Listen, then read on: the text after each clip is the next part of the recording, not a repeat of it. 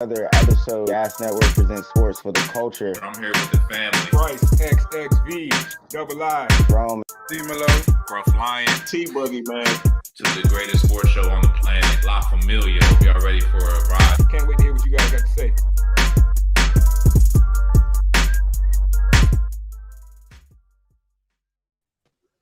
Hey, if that intro don't make you bounce, you don't got no rhythm, man. We back at it. We back at it. Gas presents sports for the culture. Your favorite, I used to say your new favorite, but now it's just your favorite sports show, man. We here every single week, every single Tuesday, holding it down for the people. So let's get into it, man. I am tonight's host at Bryce XXV, Double I on any and all social media platforms. Let's get into it. Top right, introduce yourself. Hey, it's your man, Young Rome 22. You should already know by now. Let's get into this show, man. We want to talk NBA. I'm excited, man. These playoffs have been good so far. Let's get it, man. I got to steal your quote one time, man. Come for the sports, stay for the culture. My guy, a.k.a. Young Rome, man. Bottom screen. Introduce yourself. Bottom. Hey, I'm here, baby. T-Boogie. Y'all know what it is with me every week, man. Wash your hands, wash your ass. Shout out to everybody that's out there vaccinated. If you're not, you know what I'm saying, as long as you're melanated, you still good with me. So, you know what I'm saying, tune in, strap in, let's go, baby. Hey, I'm happy you threw that in there, bro, because I feel like it's a whole lot of non-vaccinated judgment going on right now, man. I ain't judging nobody's decision, man. I'm not, hey, if you don't want a vaccine, I ain't mad at you. I ain't persecuting you. I ain't pointing the finger, man. To each their own. So let's jump into it, man.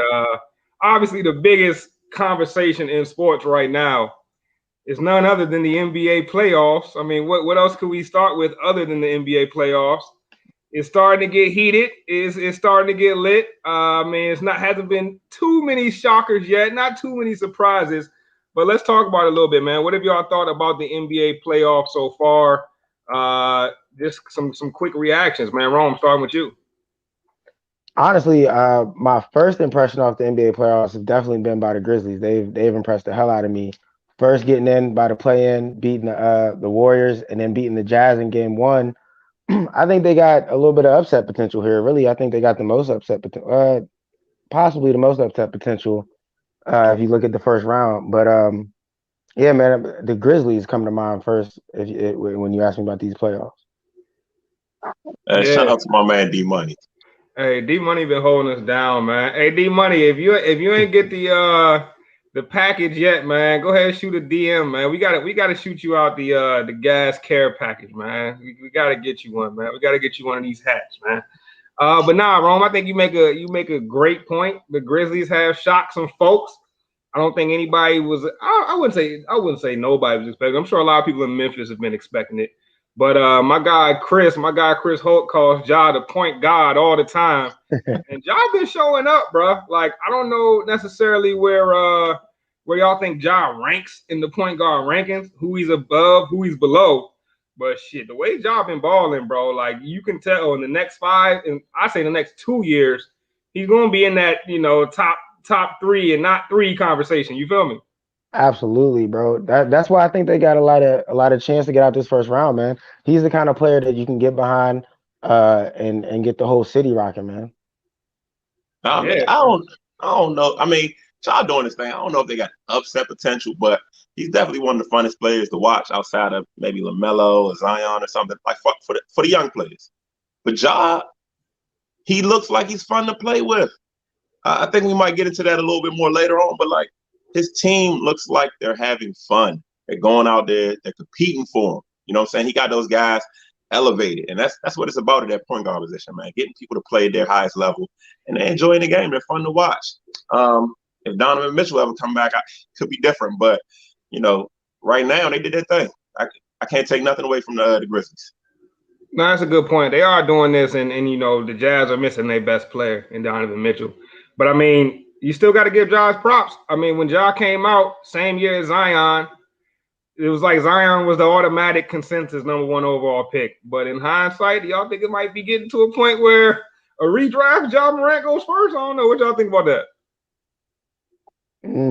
I mean, it's hard to say no to that, right? Zion's definitely put up some numbers. We talked about that weeks and weeks ago. He had a crazy stretch. He was super efficient. People couldn't stop him. But Ja's in the West, man. It's traditionally been tougher to make the playoffs in the West. And he went through Steph. Now, granted, it's not the same Clippers without Clay. I mean, Warriors without Clay, but it's still Steph. And he went crazy in that game. So I think if you was a GM, you probably want to look for the next job before you go for the next Zion. I don't know. Right now, I'm taking Ja, but it's debatable. He's definitely made it debatable. Yeah, I think you need a little bit more time. Let this play out. But if you're asking me right now, how can you not go with Ja? Yeah, I don't know. I probably still go Zion right now. But also, you brought up a good point, man. He did go through Steph. But I felt like, I don't know, bro. People was crowning, and I get it. Steph Curry, he's one of the best players of this generation. To me, he's not the best. I hear people throw out Steph Curry, the best player in the NBA, all the time. And I just look at him like they crazy. But, like, I don't think that going through Steph, I don't know if that's a huge accomplishment, man. I don't know. I don't know if Steph is that guy that can do it all by himself. We didn't really get into that yet. The Grizzlies beating the Warriors. I mean, it might be a good time to talk about that a little bit. He did go through Steph, but like, where do y'all think the Warriors stand? I mean, you got Steph Curry, you got Draymond Green apparently going into the GM's office talking about he's going to get his offensive game up. You think when Clay comes back, these Warriors are right back in the fold of being like that top team? Because I don't see it, bro. I don't see it at all. I mean, Clay's definitely worth that. I mean, he's one of the best 3-and-D players in the league. He's perfect as a complimentary player for Steph and Draymond, honestly. Like, Clay is the difference. You bring Clay back, that team is in the top 4. I don't know if they're 1 or 2, but they're definitely in that 3 or 4 range. And Golden State's going to be back. They're definitely going to be back. I mean, Oubre will come back. Wiggins is playing better. I think that's the team to watch next year. So the Grizzlies are going to have to maintain this pace, if not get better, or they're dropping out. I don't know, bro. I feel like KD ruined them boys low key, man. They got KD and they forgot what they needed to do to be. Draymond ruined them boys. Draymond chased KD out of it. Draymond just can't control his temper, you know. KD came for Draymond, man. Draymond the one that made the call, bro. Man, KD is, nice guy, type B, passive. He not for all that confrontation. Draymond chased him out, man. If Draymond would have just backed up a little bit, let KD have his space and chill, they could have kept the team together. But, so that's the hardest part about keeping stars together, managing those personalities. Nah, in fact, I think that's a perfect segue into the Nets, though, man, because KD now on the Nets, they balling out. He got a brand new big 3. My man said, I'm going from one big 3 to another, man. I can do this with anybody, man. And now he's with Harden. He's with Kyrie. And the Nets, to me, bro, it's just so much room for error when they play basketball, bro. Like, 2 of them can be off, and 1 of them can save the day. All 3 of them can be off, and they can all just have a decent game and still beat, 90% of the teams in the league right now, if you ask me. What do y'all feel about the Nets, man? What do y'all feel about KD? What do y'all feel about this? Like, do y'all think anybody can really contend with the Nets, or y'all think they got a cakewalk to the chip? I mean, they blowing out the Celtics right now by 30, and my guy T was calling Jason Tatum the next Kobe just last week.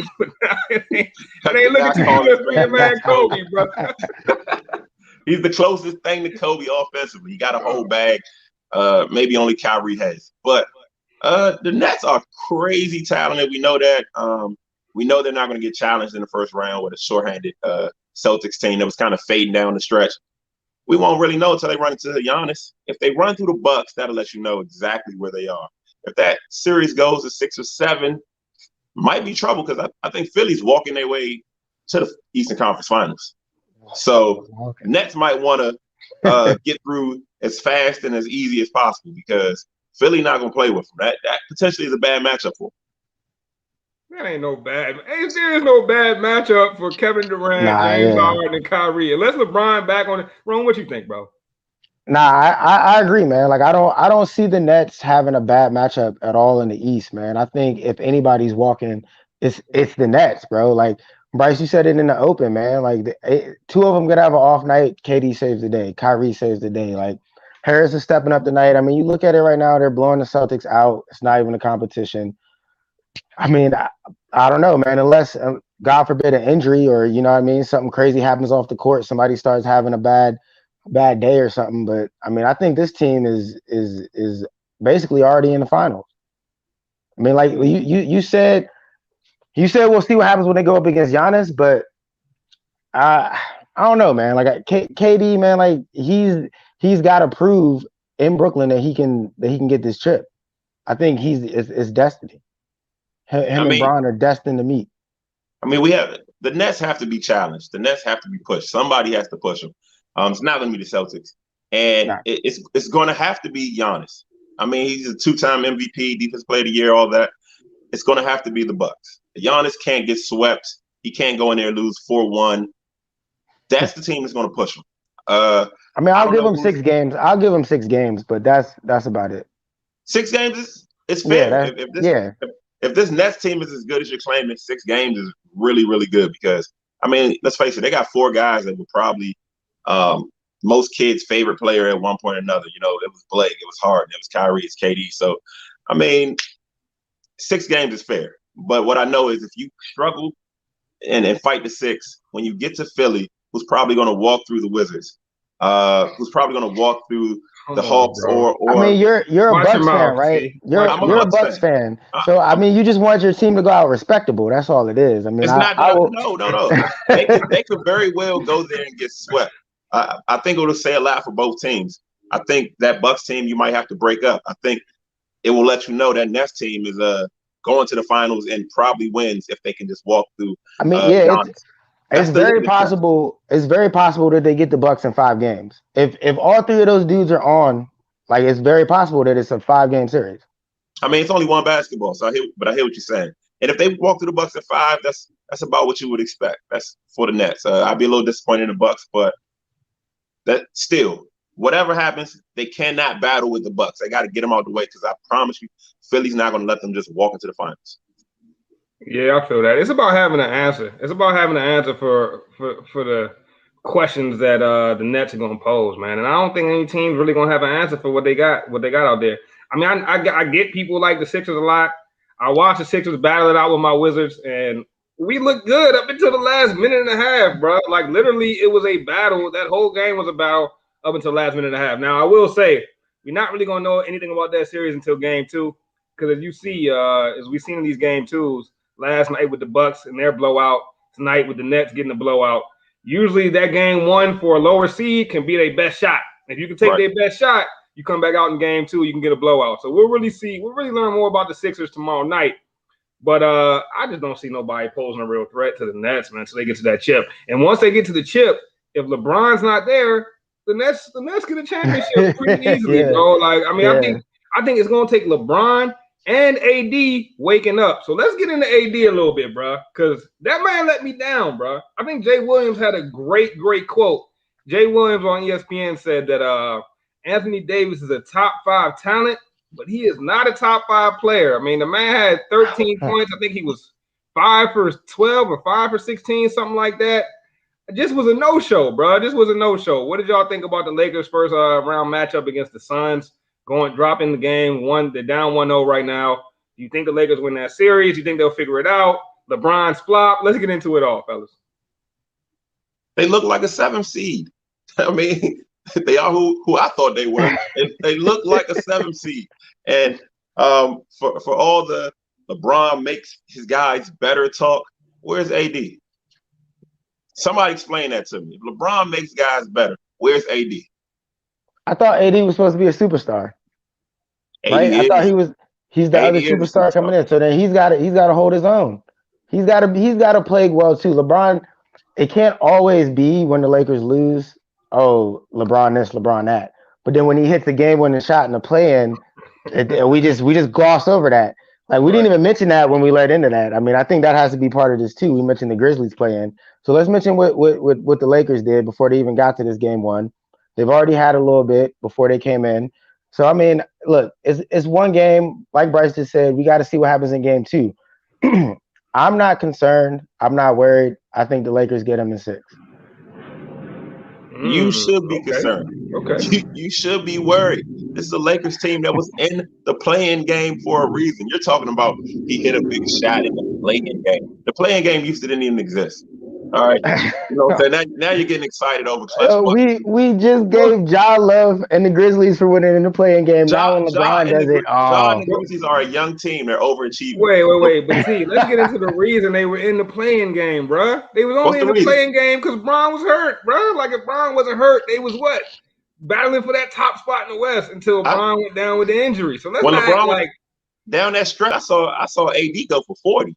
Then where was that? Where was that in game one? Where was that in game one then? All right. Where Bron wasn't on the court making AD better and he was going for 40. Where was that? I'm gonna talk a little basketball to y'all. All right. Some guys, especially a guy like AD or some other high caliber guys, it's hard to get into the rhythm of the game when you're not the guy. When the offense isn't flowing through you, it's harder to get engaged. And I think that's what we're seeing out of AD. I mean, I think he's quoted as saying like, everybody just was clicking on offense. I try to, stay out the way and just trying to, fit in where I can. That's the mentality of a guy that doesn't know how to play without the ball so much. You know what I'm saying? Like watching one guy dribble the entire time doesn't work for everybody. Sure, that works for a guy like Roy Hachimura or a bum like Bertans. You know what I'm saying? The guys that want to watch another player win. You know what I'm saying? The guys that want to watch another player shoot, dribble, score.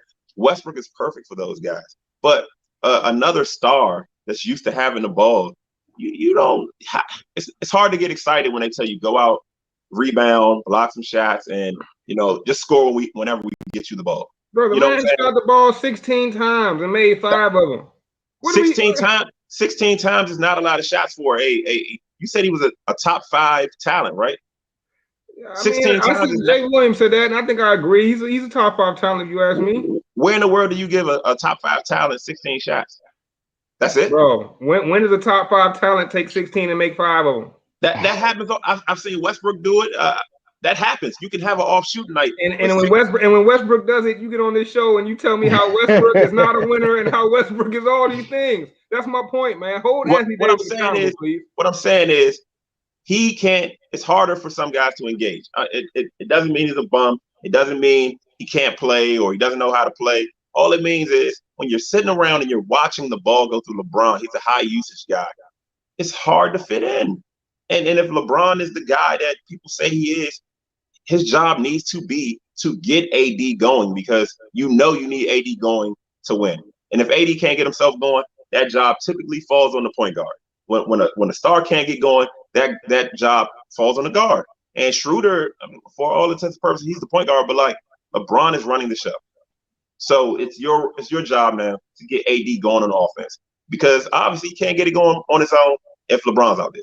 You know what I'm saying? It's hit or miss. You can't have that going into the playoffs. Like I said, they look like a 7th seed. Bro, you talking like they didn't win a chip last year, okay? First of all. My man is talking like they did not win a championship with AD balling last year in the playoffs, bro. They won a chip in the bubble, different circumstances, different type of season. We just watched. What happened to the other team that was in the chip with them? They getting spanked too. They getting that ass whooped. So yo. So, all right, so Suns and how many? That game is going to go 6 or 7 regardless. If Chris Paul did not go down, I would take the Suns at 7. But I don't know where their shoulder is now. It's a different team with injured Chris Paul. Just to be fair. The irony that he tried to yank my man Brian's shoulder out the socket, and now his shoulder is hurt, man. A little poetic justice. Bro. Hold up, yank his arm out the socket, bro. All right, maybe I got it. Why does every time LeBron get hurt, every time he gets touched, he's hurt? Every bump, he's on the ground, he's grabbing his eye, he's seeing 3 courts. You know what I'm saying? When I was growing up, if somebody saw 3 courts, they was hooping drunk. They was off 2-11. You know what I'm saying? They came out there with a 4. Yeah, my man was a little dramatic with I saw 3 baskets, so I shot at the middle with hey, come on, man. He's still shooting Space Jam. He saw 3 baskets, LeBron. You saw 3 baskets, bro, and you shot it. How you know the middle one was the right basket? Hey, process of elimination, man. I don't know, but I will say, because like LeBron catching a lot of flack for the flop. If you never had your shoulder moved awkwardly or yanked awkwardly, bro, it's hard to relate, man. Once that shoulder gets pulled out of that little rotator cuff area, bro, it's painful, man. It's painful. Usually it pops right back in. Something like that happens. But it was a dirty play. It was a dirty play by Chris Paul, bro. This was not a Ronda Rousey armbar. All right. Like LeBron is what 6'7", 6'8", 245. Come on, man. Hey Come man, on, bro. it hits different when you get older, T. You know Chris that. Paul You know that. 6'1". I do know that, but Chris Paul 6'1". If somebody, I'm 6'2". If somebody 5'5", you know what I'm saying, pull my arm a little bit, I'm gonna be a little mad, but I'm gonna get up and shake it off. You I can ain't talk laying about people that's down. 5'5" and they're not grown men, bro. They 5'5". You All still a grown 5'5". man, bro. That's Yo, what I I'm wish saying. he was They talking still a grown, five. man. They still a 5'5" grown man. Like Chris Paul is a 6'1" grown man. Pull my man arm like this, bro. That shit hurts. I'm sure that hurts. But did LeBron act a little bit fresh off the Space Jam premiere? You know, feeling like he was acting. There's no question. There's no question. But I know that was pain. It had to be painful, bro. Come on, man. It was a It did flop, not. but Every time he get touched, he rolling around. Like, come on, man. This y'all king. Yeah. This y'all And king. isn't that what we see by every NBA player? Flops are so normal now, man. No, Come on. you see Come LeBron, on. Marcus Smart, you see a couple other guys, but that can't be the king, no. That can't be the face of the league rolling around out there like a fish out of water. And then watch the videos. He always look up at the jumbo trying to make sure, like, all right, I can pull this one off. Like, come on, man. Yo, yeah, they did say, I seen a tweet. It was like, you know, basically after LeBron got hurt and everybody started fighting, the cameras basically panned over to the fight. You know what I mean? Then LeBron goes over with his shoulder right to where the fight was and starts rubbing his shoulder right in front of the camera. Saying, "My man is sick, bro.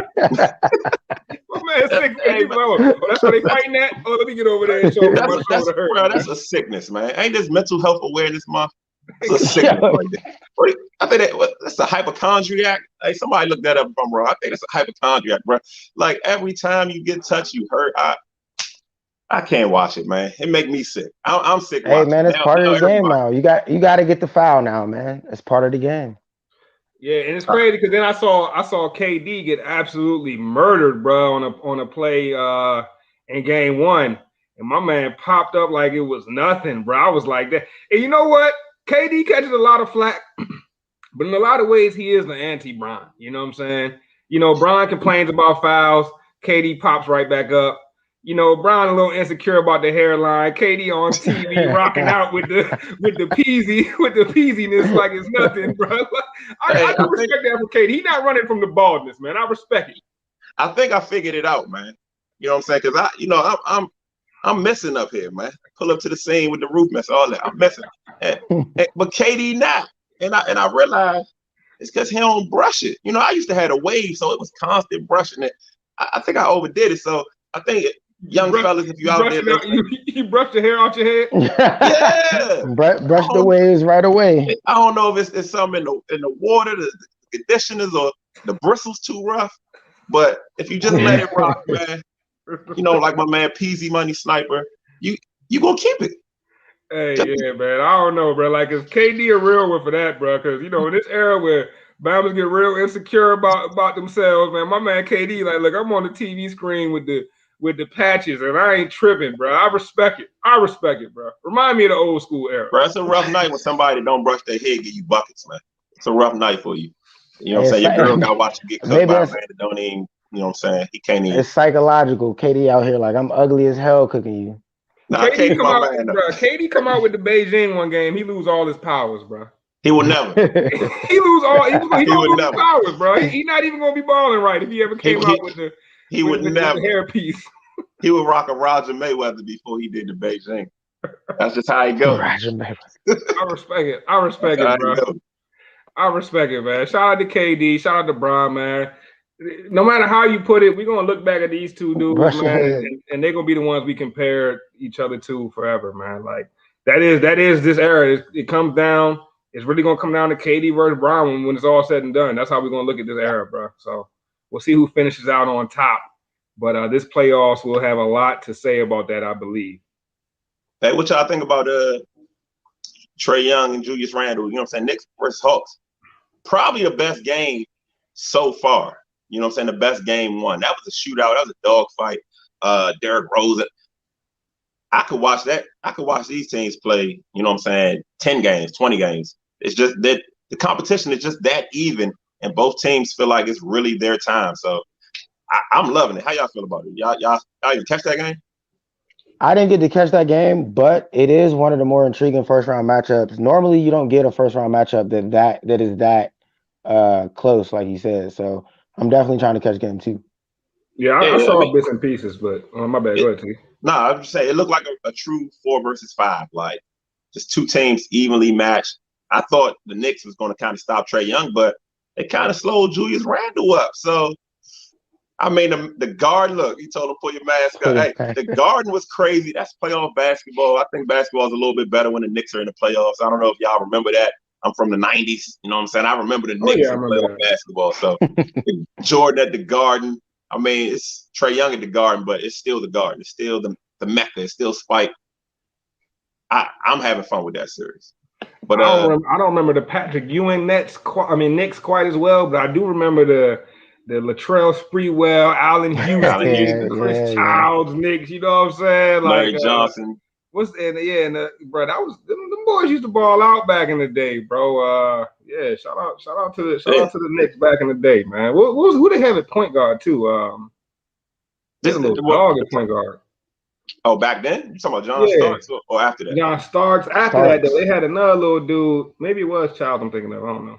It was Chris Childs, Charlie Ward. They had a couple guards. I can't remember who was the point guard when Sprewell and Allen Houston was there.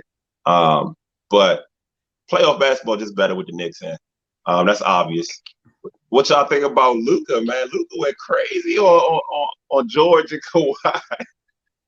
He did light him up, but I think that might be one of those game 1 shockers, man. I feel like Kawhi and them boys, they gonna get it together. They gonna get it together. I don't think Kawhi going out. I don't think Kawhi going out like that.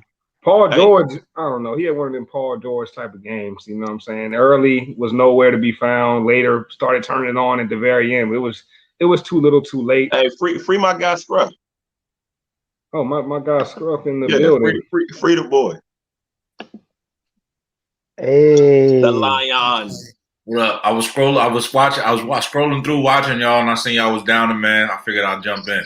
Okay, called in the sub. That's what I'm talking about. We need a shooter off the bench. Hey, my man playing the Joe Harris role today. Get a shooter off the bench too, man. I mean, I said it, man. It wasn't gonna be it wasn't gonna be. The Clippers could give up a series, and they already gave up the first game. So it's a crazy way to start the series off. You did say that, and I don't think the Mavericks have what it takes. But one thing I did recognize is if it's somebody that's gonna catch LeBron records, it might be Luka.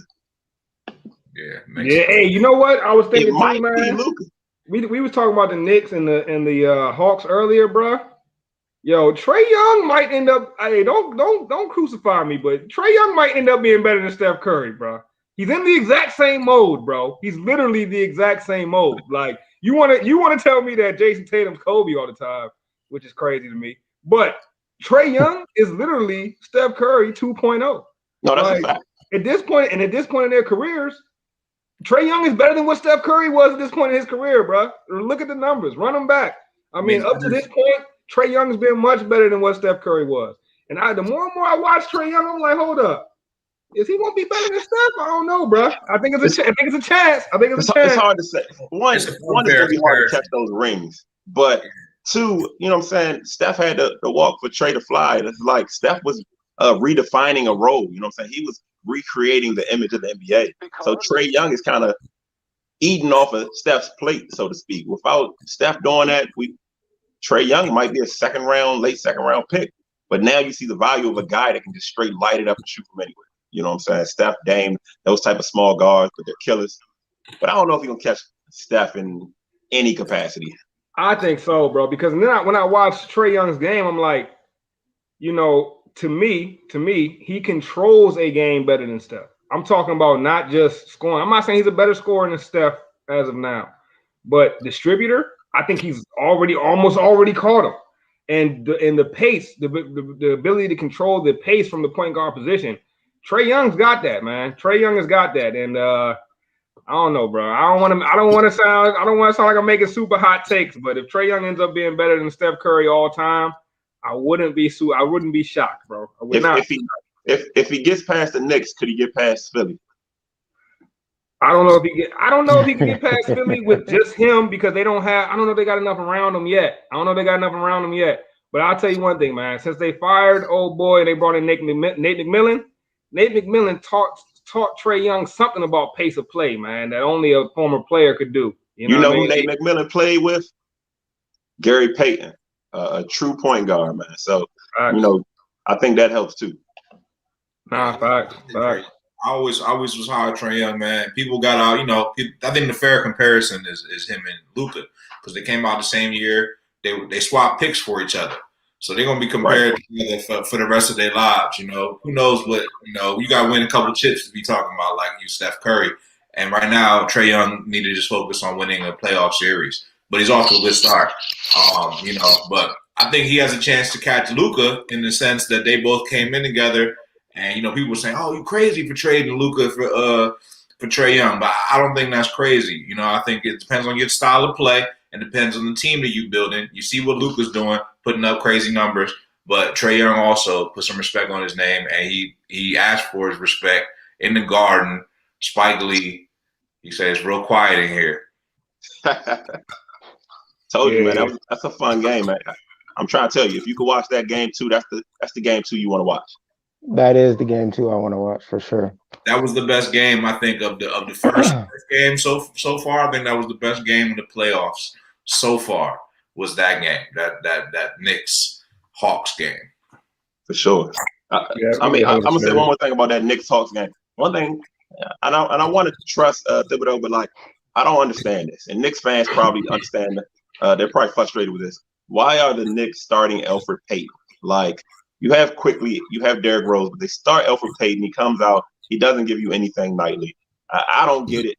I don't know if we're going to see more of him this series, but and I'm not trying to down the guy, but you got two guards that's clearly better than him. But yeah, I guess it's the formula works. Payton does strap up though, and I think when you talk about Thibodeau, he wants defense first, man. He wants the guys that's going to buy in, and I think with D Rose, I don't know that D Rose can give you starters minutes right now at this point. I mean, he's averaging about 18 minutes a game. He's doing it in spurts. I like what he's doing in spurts, but he just doesn't have it. And I think Quickly coming off the bench makes him that much more dangerous. You know what I mean? When you can insert a guy like that at any time and just have him be your spark, I think that goes a long way, man. I do like what Emmanuel Quickly is doing to be shooting that proficient from 3-point range too at that age, especially when coming out from Kentucky. Yeah, I don't think that was really what he was billed for, as being a great 3-point shooter, and he's put that on display, man. So shout out to him, bro. He hasn't got no real talk about being amongst those top rookies, but he should be. New York fans have been calling for Quickly to be the starter, for a while now, and they've been calling for Payton to be out of there. So you ain't saying nothing that the Knicks fans ain't been saying all season. That's a fact. Hey, Elfrid Payton, another guy, man. He lost his powers when he cut that rag top off, man. My man had the rag top.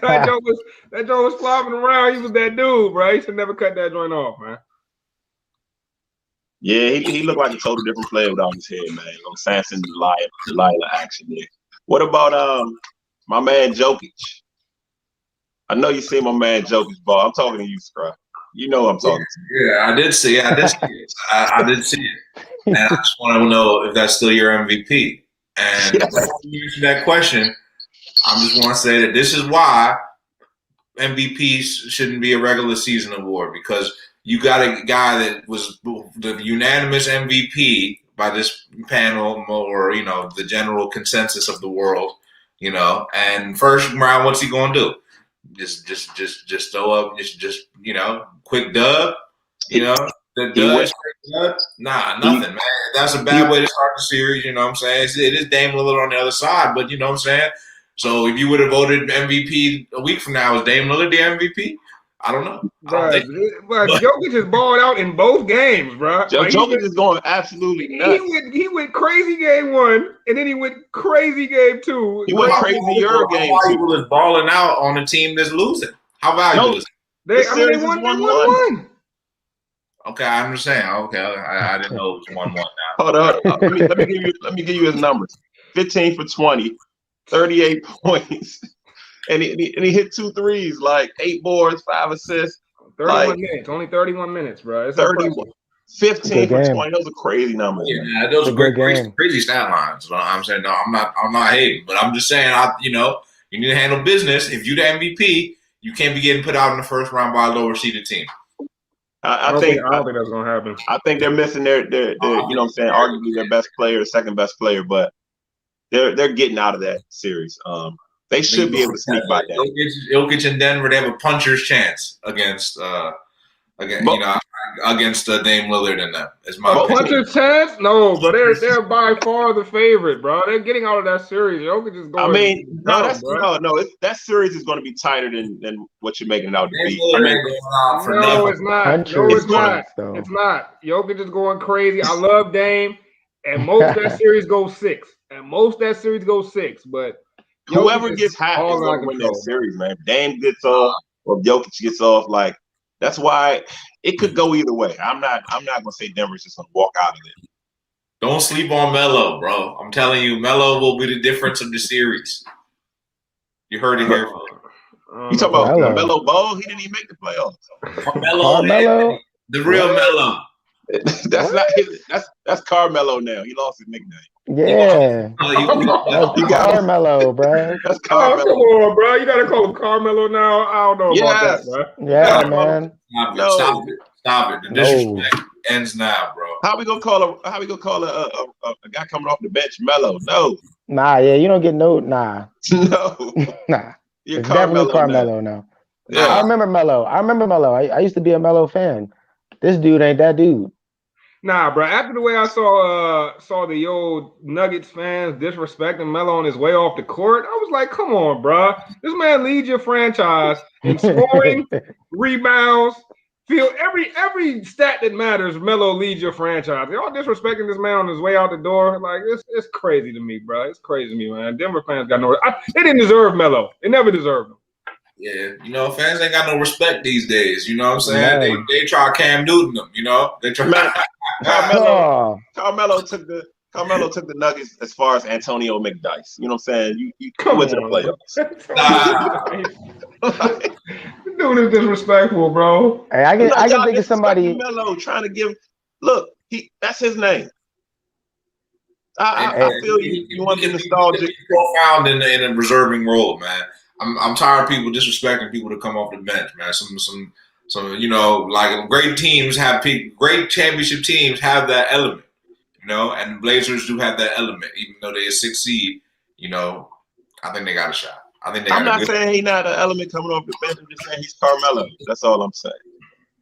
No, he's Melo. Get it right. We gonna see. He gonna be real Melo at home. Ain't no we gonna see, bro. It's known, bro. It's known. We're gonna put a poll up on the Twitter, and we'll see who wins the poll, man. Who's the real Melo? Don't even. You don't even gotta question it. It's like that's like an 80% vote for Carmelo Anthony, bro. Nah. You tripping? The Melo, I guess the Melos change with the generation, man. Maybe in 10 more years we'll have a new Melo, man. I don't know, man. But I mean, it's been more Melos. Fab Melo, Melo Trimble. But Love Melo is the best Melo.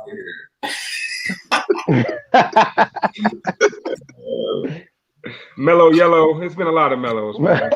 Mellow Yellow is trash. Bro, you're tripping, bro. Mellow Yellow was better than Mountain Dew back in the day, bro. What? Mountain Dew is trash. Crazy. What? Mellow Yellow is horrible. When did you drink that? I was about 13, but that was my shit. You had okay. I will say this though, Mellow Yellow, it wasn't messing with Surge, bro. Surge was low key one of the best sodas of all time, bro. Yeah. Y'all remember Surge? It's the reason Surge is gone. Surge, Mountain Dew, and Mellow Yellow don't even have what flavor is that? What it tastes like? Man, y'all program, man. Y'all program by the commercials, man. Y'all Surge, man. He's drinking them sodas with the yellow 5 in it. You ain't. Yeah. Come on. Everybody drinking Mountain Dew to this day. You drink Mountain Dew? Mountain Dew. No, I don't do the Mountain Dew. Nah, I don't drink soda, but back when I did, Surge was my shit, bro. And they had some lit commercials too. I think that's why. That's why you don't like sodas now, because you was drinking Surge. Right. No, I think I had too many of them grocery store brand Jones. Don't sleep on the black cherry. Cents back in the day, by the grocery store, by the gym, man. Just be a good thing, man. 25 cent vending machines, man. Yeah. I'm surprised you remember that, bro.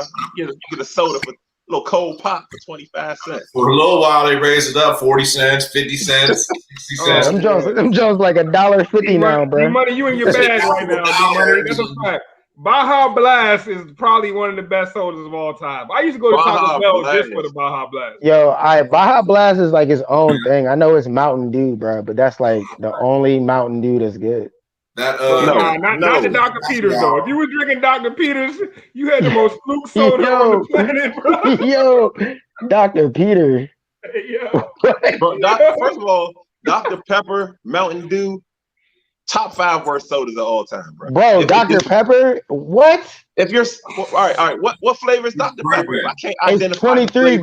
It's 23 different flavors. 23. You can't name one of those 23. Name one of those 23. I don't got a can in front of me, bro, but it's a blend, bro. It's a blend. Top 5 sodas of all time because Dr. Pepper's up there for me. It's number 1. Dr. Pepper's number 1. Top 2, maybe. It's definitely top 2. Bruh. Give me a soda better than Dr. Pepper. I don't know. I can name a few. Cherry Coke. I Scruff, I'm with you. Cherry Coke, Dr. Pepper. That's top 2. Vanilla Coke crack too, though. Vanilla Coke was crack right. too. Vanilla Coke is ginger ale. Every brand of ginger ale. Ginger ale, nigga, that's medicine. Ginger ale. Ginger ale. Come on, bro. I know you said you're from the 90s, bro. But come on, healing qualities, bro. Bro, you can pour ginger ale on a scraped knee. Like ginger ale is legit. Well, that joint be burning like it's alcohol, boy. I would not recommend that. You know them germs gone, boy. Yeah, I don't know, man. Gas does not recommend pouring ginger ale on your cuts. that comes solely from Tees. Tees views are not ours. Right. My man D Money, Pepsi, Dr. Pepper, root beer. You right about that. Cherry Coke, ginger ale. Root beer is definitely one of the best sodas out of there. Especially if you get this. I can't take Pepsi over Coke. I never was. Yeah, I gotta drop the root Pepsi beer off in the that bottle. with it. You get the root beer in the bottle, the A&W original junk. That's some good stuff right there. How do you get a root beer from the bottle? You gotta go to a white town down south and a gas station. They got 2 pumps to get a glass of root beer. At the Poppy store. Hey, don't sleep on orange soda, man. I know y'all was some young Kels growing up. Kel love orange soda head ass. Come on, man. Y'all orange soda, bro? Who doesn't love orange soda? Orange soda top 10. It ain't top 5. Crazy. All them Fanta flavors trash. Man. Like pineapple. They ain't got. How you like ginger ale but not orange soda, bro? You sound like somebody's grandpa. Ginger ale might be classic, bro. I did a lot of living. I started early. You know, your taste change every 7 years or some shit like that. Nah, bro. Ginger ale the best soda hands down because you can mix it with anything except milk. Come on, bro. What's wrong with this dude? You can mix ginger ale with pineapple juice. Bro, I'm a ginger ale. Like, you know how bubble gum was with the shrimp? That's how I am with the ginger ale.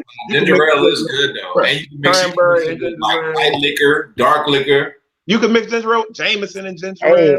I gotta ask, bro. Did you ginger ale? You can do Canada Dry with did you try the ginger ale in the milk? Did you try it? No, I didn't. He was guilty. He didn't try. Look at that face. That man was guilty as a mug, bro. I'm lactose intolerant. He said he's good with everything but milk. I'm intolerant of the lactose, but if I wasn't, I would. He knew that by experience, man. He tried it with the milk. Bro, ginger ale to go, man.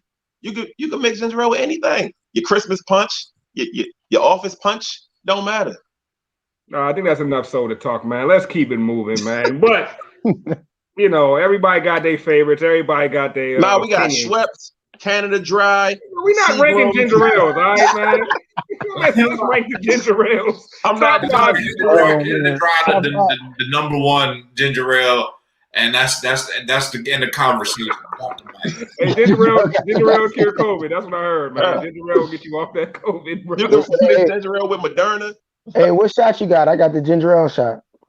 Yo, I got a random sidebar though. Like this is the script, but I was watching Instagram scrolling through, and I think it was Liz Cambage. And she had an interview, and she said, "We out here." She said, "We waxed and vaxxed." I ain't gonna lie, that shit made me want to get the vaccine. I was like, oh shit, all these subliminals out here. She said, did it make you want to get waxed too? Hey, bro. Oh man, I don't know what type of time that is, but I can't. I use one of these boys, you know. Hey, that sounds like a perfect time, man. Let's run a little something, you know, from our valuable sponsors.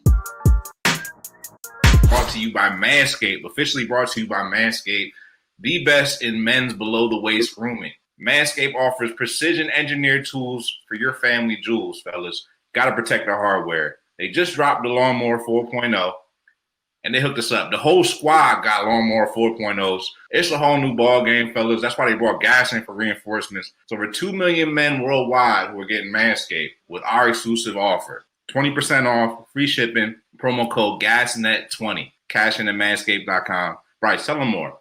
And the whole product line is official. I got the Lawnmower 3.0, the Lawnmower 4.0.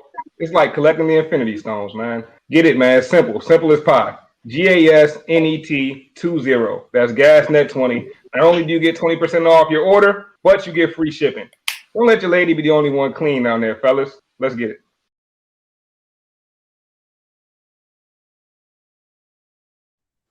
Shout out to the sponsors again, man. That's GasNet20.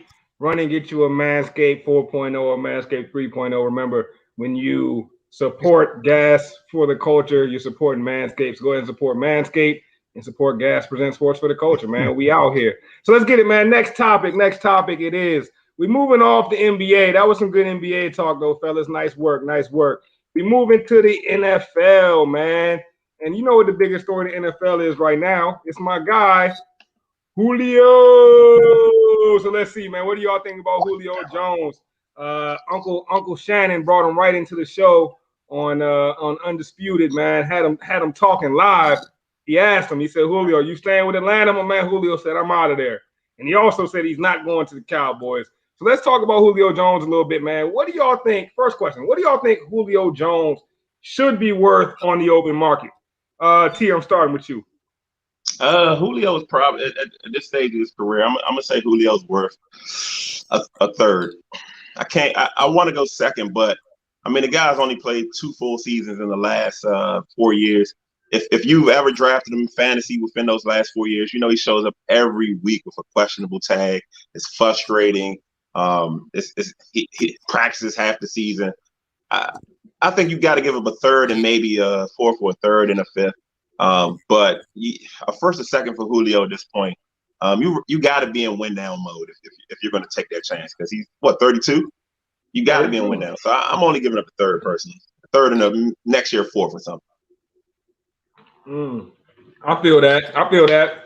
Third might be selling my guy a little short. I think I'd be willing to go second and add another late rounder. I'll go second and a fourth. I would be hesitant to give up a first round pick. Rome, I know you're a fan of the receivers, man. You know how much a receiver can change the landscape of an offense. What would you be willing to give up for Julio? He's definitely not going to go for a first round. He's definitely too old for that. But when you look at his numbers, despite missing all the games that he has missed, man, he's still one of the top guys in the league. I think he's definitely going to command a second round pick with some type of late round pick attached to it. And I mean, I really think if he can get a bidding war going, he might be able to drive up that price, honestly, because there's a few teams out there that should be on a list of trying to grab Julio. Yeah, it's a short list because, like y'all both kind of alluded to, and T said straight up, you know, if you get Julio, you thinking win now. You're not playing no games if you go get Julio. I mean, what is he talking? Hold on. What? 1,800 yards and 3 touchdowns. 1,800 what? He had 700 yards last season. I'm not sure. Usually, I promise you, he didn't have no 1,800 yards. Usually, my guy Brooks is on point with it. Is that a projection? Maybe that's a projection. Maybe that's a next season projection. Because Julio ain't had 1,800 yards like since 2014. So wait, chill though. He had 1,300 the year before. So I mean, that's cool. You know, come on. But what did he do last year? What have you done for me lately? Bro, he had stop with the what have you done, bro? He plays in the NFL, bro. Bamas get hurt every year in the NFL. Julio. One of the best players. One of the best players get hurt every year in the NFL, bro. Bruh, look at Julio's stats. He went 1,300 2019, 1,600 yards 2018, 1,400 yards 2017, 1,400 yards 2016. What are we talking about? That's what did he do last year? Production, bro. You listed what did he do last season? 771 yards in what? 6 games. He got hurt. That happens in the NFL, bro. I'm not taking one. He's only had 2 real injury riddled seasons, but somehow he gets this tag of being the most injured player when he's not that, bro. You add Julio, he's instantly your best receiver. I don't care where he goes. He changes your offense. I don't care where he goes. It's Julio Jones, bro. He's still a top 5 receiver in my eyes. Like, come on, bro. Put some respect on that man's name, bro. Facts, man. Facts. That's crazy. If they giving out Julio Jones for 3rd round picks, man, sign me up. Sign me up, man. Like, I was curious to see what y'all was gonna say. And T, man, you shocked me. You said 3rd rounder for Julio Jones? What? Bro, if 3rd rounders is what you all takes for Julio Jones, then sign me up, man. We can make that happen overnight, bro. Send that man on the next plane smoking. But realistically, bro, he's worth just under a 1st rounder. I wouldn't be surprised if he received multiple 2nd rounders or a 2nd and a 4th, something like along those lines. And he's worth at least a 2nd rounder. And he had one slow season last year, but he just comes on monster seasons for the last 5 years. This guy's been one of the most prolific receivers in the league, and I don't think he's over the hill yet. Then why isn't he worth a 1st? Well, maybe because of what my man Brooks just said. 1 double-digit touchdown season in 10 years. But I'm pointing the finger at Matt Ryan for that. I mean, I'm not going to blame Julio for not getting a ton of tuds. Like, it's Julio. He'll be open. Julio's not going to get a 1st round pick just because he's above 30. That's just not how it's going to work. You're not going to waste that on potentially grabbing the next Julio. But if you look at this, you might not get a 2nd round pick because the Falcons have to trade him. Like they can't. That's an interesting one. Julio to the Reds. Shout out to my guy Hansel making an appearance. What up, bro? Shout out to the gas mask too. It's lit. Yeah, I like that gas mask. So odds makers have Julio going to the 49ers or the Raiders. That's the top 2 destinations. I think rumors are Julio wants to go to Tennessee or New England. So those are your 4 teams you're looking at most likely. Hey, and all that talk about Cam Newton, y'all call Cam washed. I don't think if Cam was so washed that Julio want to go play with him. I'm just throwing it out there. He wants to play with Mac Jones. Stop. If we're talking landing spots, we got to get Julio to New England, man. Get Cam Julio, bro. Bill Belichick needs to do whatever he needs to do. Get him in there. Like, it needs to happen. That would be a match made in heaven. That would be a great move. Give me Randy Moss by. And you know what? I think another conversation surrounding Julio is just where is he in his career trajectory, right? I mean, like T said, he's 32 years old, so he is getting up there. But when you look at that upper echelon of wide receivers, I'm talking about Jerry Rice, I'm talking about Randy Moss, I'm talking about Terrell Owens. You know what I mean? Those elite guys, which I think Julio has brought himself into that conversation. Those guys ball out till mid-30s, bro. Jerry Rice was balling out till 38. T.O. was on the Cowboys at 34, 35, 36 years old, still balling. I mean, I don't think if you're getting Julio Jones at 32, you're expecting to just get 2 years. I think if you get Julio Jones at 32, he might still be a dog until 36 years old. What do you think about that? I think you're talking about 2 guys that didn't have a history of injuries. I think you're talking about a T.O. that played with a broken leg. You know what I'm saying? So it's different than a guy every week. He doesn't practice. Every week he's questionable. Every week, should I start him in my fantasy lineup? Bro, he missed half the season last season, right? The season before that, he played 15 out of the 16 games, right, bro. And if you know Julio like I know him, Julio is injury prone. If you know Julio like I know him too, right? He does a lot of his damage and chunk games. He'll have 2 or 3 games a season where he goes for 250, and then he'll have a bunch of games where he's under 100 with no touchdowns. So, I mean, is he still a prolific guy? Yes. So what, though, T? Like, the games where he's under 100, he still has, like, 65, 75 yards. Those are good. I'll take T is a receiver, bro. But then he'll take 250 games. Those crazy games he had. If Julio could go for a second so easily, Why nobody pull the trigger that fast? Like, wouldn't that be done right away? If you're a team, never know. You never know if the Atlanta Falcons are just ready to take that second. They might be still shopping them, trying to get that first round pick. Sam Darnold went for a second. I'd rather have Julio Jones than Sam Darnold. Come on, bro. So they might be still. Hey, listen to this, man. This is since 2014. 15, 16, 14, 16, 16, 15. 9 last year. But before that, he was starting damn near every game, bro. I don't know what his narrative is that Julio is just always hurt. Just because the man's popping up on the injury report, this is the NFL. Everybody got nagging injuries, man. Julio plays through the pain, and he shows up year after year. Last year, he was hurt. Facts. Yo, if I was the Packers GM, I'd go get Julio Jones. I'll say, yo, Aaron Rodgers, yo, Julio and Aaron Rodgers combination would be historically prolific. Neither one of those guys is over the hill. Promise you that. I mean, Julio and Aaron Rodgers linking up in Oakland would be great for the league, I think. Oh, that would be crazy. That would be crazy. I think Julio, just about anywhere, man, upgrade the team. Think about it like this, man. And, I feel like great players always find themselves in the championship. You know what I mean? Not always, but most of the time, man. Julio's been to a chip. He's knocked on the door. Now he want to get that hardware. So he's not going to a team that's not ready to compete right away. So if the Raiders can get Aaron Rodgers, maybe he'll think about going there. But I think Julio's destination is somewhere that's championship ready, somewhere that's going to really make that push. I can't see him just going to a team just to leave Atlanta. I think he's leaving Atlanta to go and chase a ring. So where does he land? Everybody, where do you think he lands? I don't think they're championship ready, but my vote is New England. Get him with Cam Newton. That's New England's best shot. If New England wants to make any noise this season, it's going to be with Julio and Cam. Yeah, ain't no telling where he's going to go, so I just won't say who I want him to play with. I'd like him to be teamed up with Aaron Rodgers. I don't care where that's at, or Philly. Obviously. But I think Julio finds his way onto a team that's really ascending right now. And if I'm gonna pick one, I'm gonna go with the Titans. I think Julio could land in Tennessee. They're a team that's been in the playoffs. They've been knocking on the door the last couple seasons, unable to get over the hump. They got top running back in Derrick Henry. They've got a quarterback that's been ascending in Ryan Tannehill. They're gonna have a top-notch weapon on the opposite side of them in Brown. You throw Julio on the other side, I think you got a hell of a team right there. I can see him going to a squad like the Titans. That would be wild. And I'm gonna say San Francisco. This is not even a homer pick, but I think there's a familiarity there with Shanahan. I think the 49ers look poised to win now. Bosa is coming back.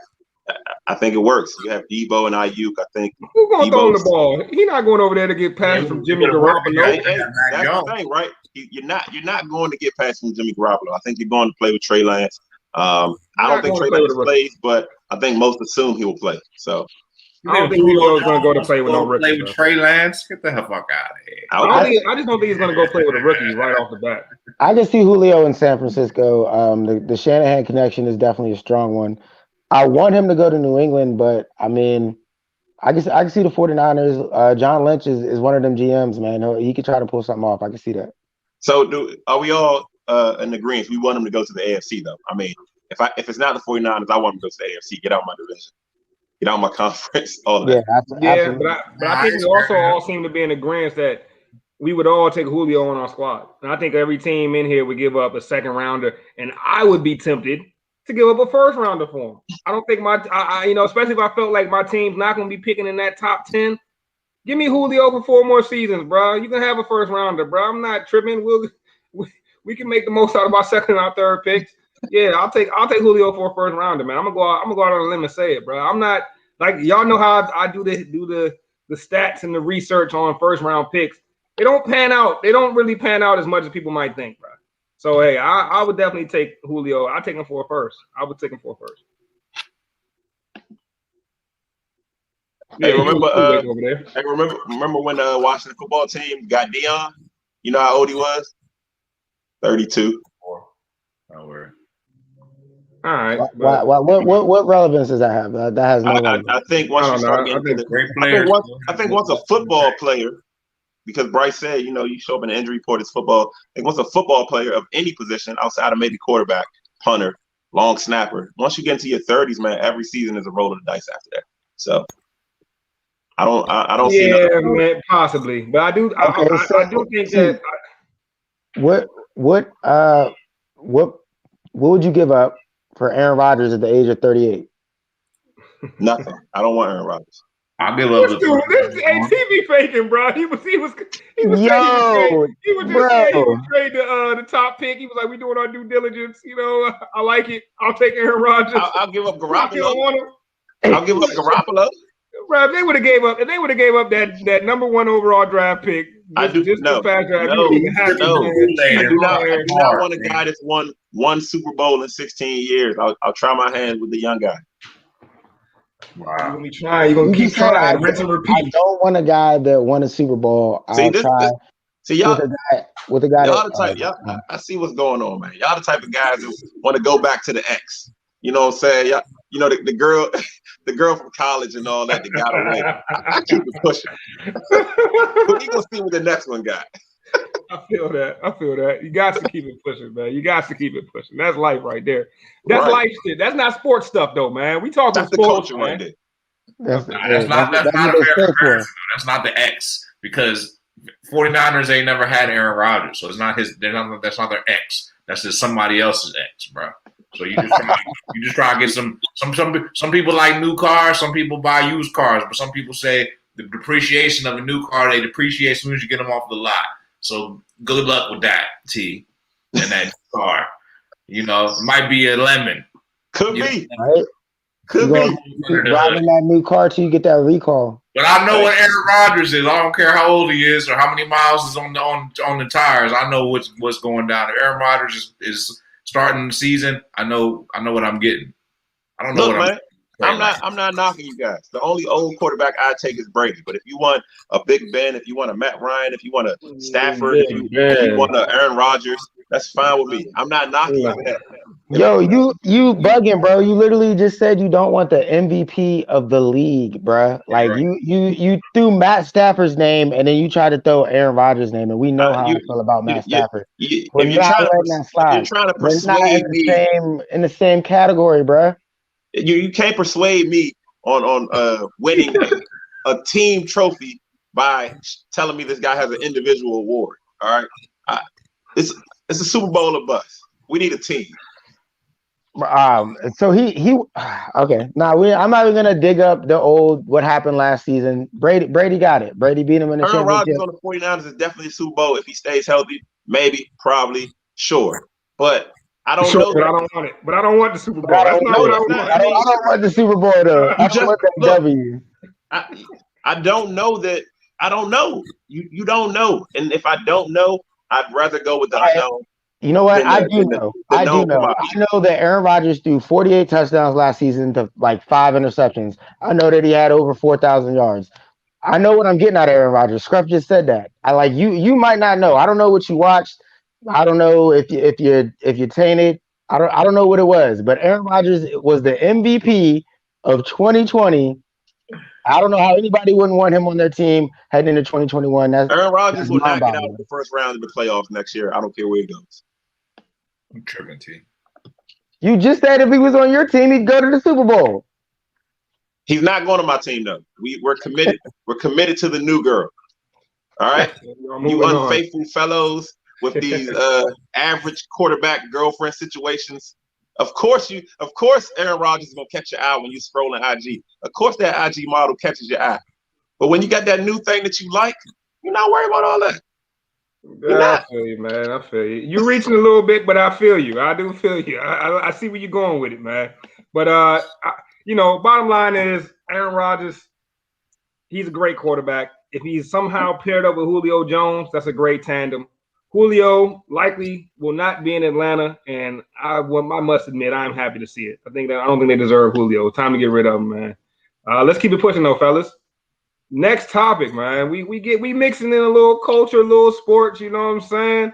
Everybody's heard it. Everybody's heard about what's been going on with my man, my guy, Kwame Brown, keeping it real, bro. Kwame been keeping it too real, man. I can't wait to hear what y'all think about Kwame, bro. Because, sometimes when you don't live up to the hype, people want to drag you through the mud without realizing what you actually accomplished. And I think that's what's going on with Kwame Brown, man. They disrespecting Kwame. And my man Kwame said, yo, y'all not going to keep disrespecting my mama's son. Now, I got one more thing to say about my mama's son. We're going to have some problems. I'm not feeling with that, bro. Nobody disrespecting my mama's son. And I think Kwame felt the same way, man. He's coming at next. He came at Stephen A. Smith. He came at the tandem of Steven Jackson and Matt Barnes. I mean, he talking greasy. And I love to see it, man. I would love to get y'all's thoughts on Kwame Brown. Rome, I'm starting with you, bro. All right. I mean, look, I didn't even read too much into it, man, because like the way that I see it, everybody said their little piece or whatever. Some people got disrespectful. I saw Charlemagne put out an apology and stuff today for talking about the man's family, and obviously there's places that you shouldn't go when talking sports. I mean, we do it too here on the show. You know, we try not to get too personal or you know what I mean, like take something out of the context of sports. But when it pertains to Kwame Brown's career, dude was a bust. I'm sorry. Like your career was not like I wasn't impressed, bro. It didn't move me. Like I don't look at him as some great NBA player. Now, I'm not gonna disrespect his mama's son, but my man, you a bust, bro. I'm sorry about it. He's keeping it real. I'm gonna keep it real too. On the court, when I watched you in the NBA, I was just not impressed. It wasn't impressive. I feel like a lot of people feel that way. If you're disrespected by that, you made like $65 million, bro. So don't worry about my opinion. Hey, that's facts, bro. I mean, Kwame Brown, bro. Like, yo, the thing that people forget is that he gonna come for Rome next. You know what I don't know who this guy Rome is, but tell him not to disrespect my mama's son. All right. Yeah, that's the thing, though. He might be a bust, but in order to be a bust, you had to have had some high expectations to be a bust. You know what I'm saying? Which is more than, you know, most of us have achieved in our athletic careers. And at the same time, you're going to talk shit about somebody. Be careful who you talk shit about, especially a brother that's 6'10", 270. You know, I'm not sure that's the dude that I want to be talking shit about. So I'm going to take the high road today, fellas. And yeah, Kwame Brown keeping it real, bro. At the end of the day, big homie, you don't want to see it. You don't want to see him. You don't want to see him, you know, one-on-one. So, you know, best not be disrespecting. That's all I know. And, you know, at the end of the day, he's just as good as, like I said, he was talking about Matt Barnes. Matt Barnes be talking all this shit, you know, and, you know, he's a bench player, role player guy. And Kwame Brown, ultimately, that's what he was too, man. So, you know what? It's all good, man. Bust make, you know, he's right up there with Joe Smith and Michael Olowokandi and a couple other guys. But, you know, they're all, you know, former NBA players, and they made a lot of money and probably got, you know, some fun life stories as well. And then the day they 6'10" and a load. So I'd be careful who you talking shit about. I mean, look, Kwame Brown seemed, you know what I'm saying, he's obviously a little bit triggered by this. He's a little emotional, passionate or whatever. I think people that are emotional get a bad tag sometimes because he's passionate, but he's right. He's absolutely right. And you're getting jokes from Matt Barnes, who averaged a strong 8 points, 8 and 4. So if Kwame is a bust, what does that make Matt Barnes? I mean, was Kwame or was Matt drafted first? I mean, you know, wasn't he the one that said, "Don't be mad at me, be mad at MJ for believing in you"? Well, like that's this is the problem, though. This is the problem. Like if you're gonna call Kwame a bust, and Kwame always is the bust joke for some reason, it's Kwame Brown, and the reason is because he's attached to Jordan and he's attached to Kobe. He's attached to greatness. That's why we reference Kwame Brown. But was his career better than Anthony Bennett? Absolutely. Yes. Yeah. Yes. Like, was his career better than Greg Oden, who went higher than KD? Probably. Absolutely. Yeah, absolutely. Okay. Is he not a bust too? No, they all bust, but these guys get Brown gets dragged as the ultimate bust. Yes, it's always Kwame. He's the Ryan Leaf of the NBA. I mean, Ryan Leaf had other issues. Kwame Brown issues were on the court. No, I wouldn't say that. I think part of the reason who drafted Kwame Brown was not the Lakers. No, it was Jordan. Jordan. All I know is that Kobe wouldn't have scored 81 if Kwame wasn't setting them screens, boy. Y'all seen them screens? My man said 22 screens. Big strong screens, bro. Don't sleep on my man Kwame, bro. He averaged 5 screens a game, man. Y'all better throw that in his averages. I mean, Kwame Brown got he's gonna be in history books for something. He on the reels with Kobe, so he's immortalized and all those highlights. Anthony Bennett that's a true buck, right? Most people don't even know his name.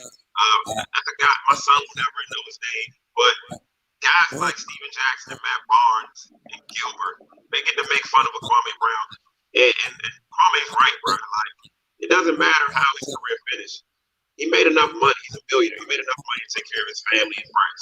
So if you want to call that a bust, sure, maybe he didn't work out on the court, but like he's still successful. Like I think we gotta kill the narrative of guys that made it to a high level, they made it to the NBA, and then calling them a bust. Like he didn't go. All right, I gotta push back on that. One, we can barely hear you. Your mic is too far away right now. No. Two, bruh, like we don't need to get away from the term bust. Like I said it in the open when I first went, man. Like people don't need to get disrespectful when talking about any professional athlete or any person just in general. But when you get to that certain level, part of the reason that you're making millions of dollars is because people are buying your jersey. People are paying money to come see you, bruh. Like I'm in the area, bro. Like I remember when we drafted Kwame, nobody was trying to pay money to go see that, bruh. And if you did, you felt like your money was wasted. So if I wanna say, hey man, we drafted that guy, he's a bust. Don't come at me saying I'm disrespecting your mama's son. Don't, you know what I mean? Don't come for my neck just for that. Like you disappointed some fans, you're gonna get booed, bruh. That's part of it. That's part of why you got your check. That's a good point, because at the end of the day, sports is entertainment. But I also believe that sports, for somebody that makes it to that level, is also a job. I mean, if you're working at a random job coming out of college and you went to a great college and you all of a sudden now you're working at, I don't know, pick any job, pick any entry level job. You know what I mean? Nobody's calling you a bust if you're not making the company millions of dollars in your first year. Nobody's calling you a bust if you're not killing it the moment you get. Nobody's calling you a bust if it takes you some time to learn on the job.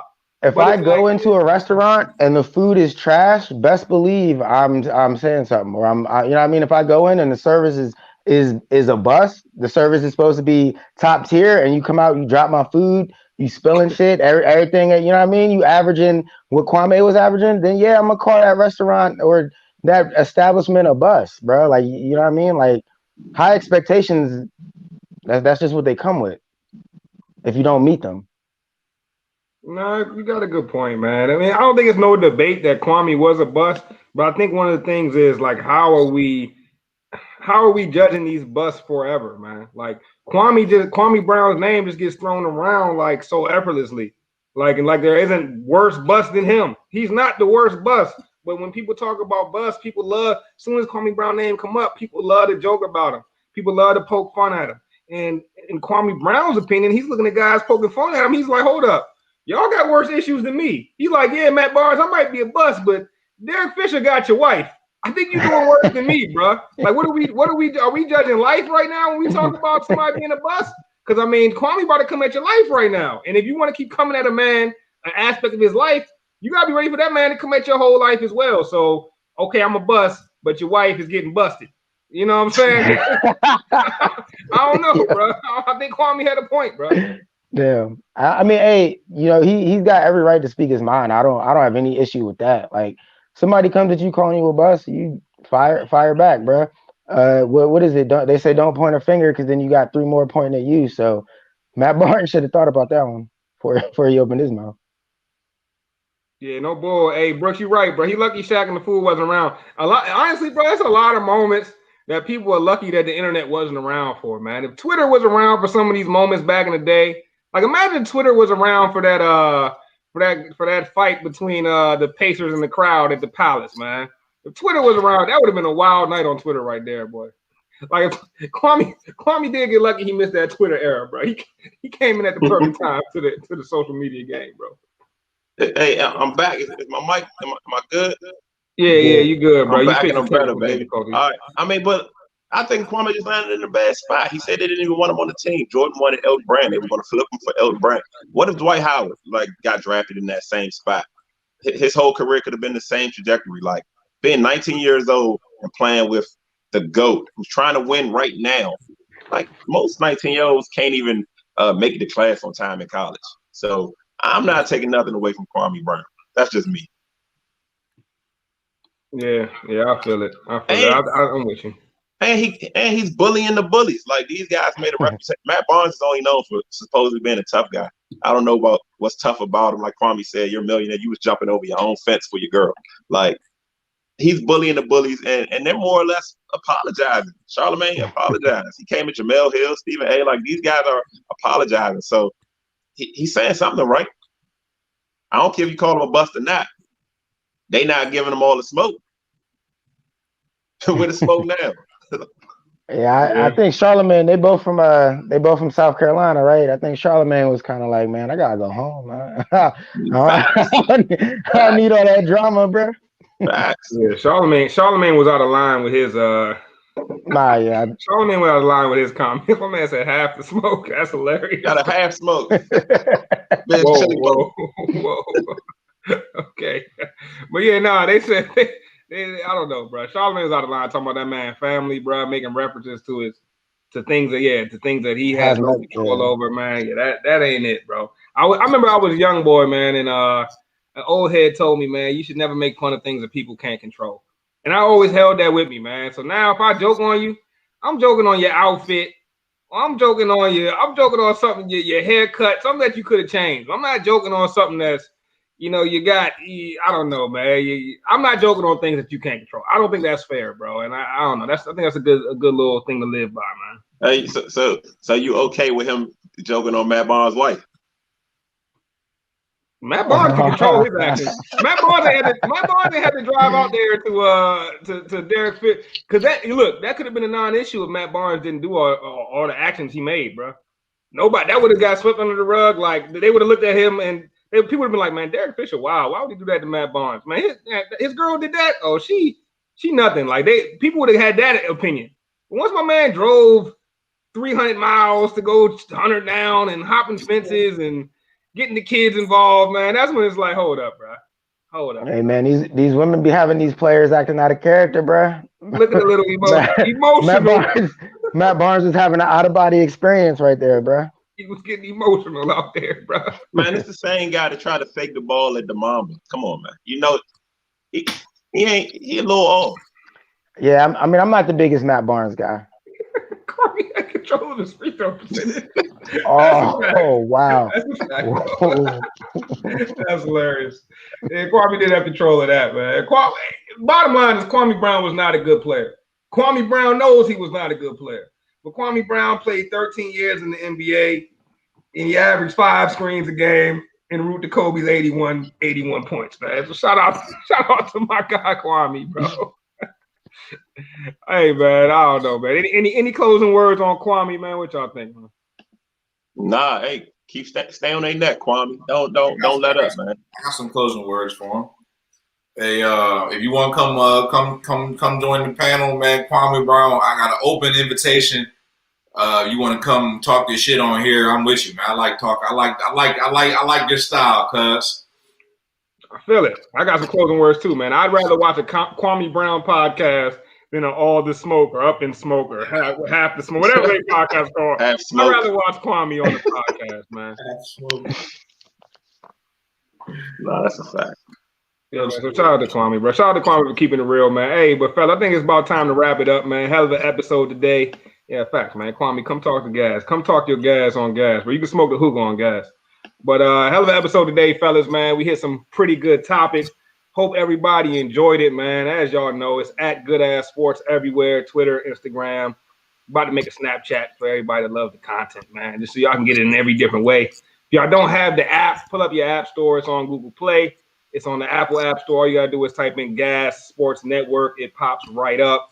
As we said earlier, man, follow us everywhere and make sure to support us by supporting Manscaped. Go to manscaped.com. Use the code GASNET20. Go ahead and copy the Lawnmower 3.0, the Lawnmower 4.0. It's like collecting the Infinity Stones, man. Hey, y'all know how we sign off each and every time, fellas. Sports for the culture. Sports for the culture.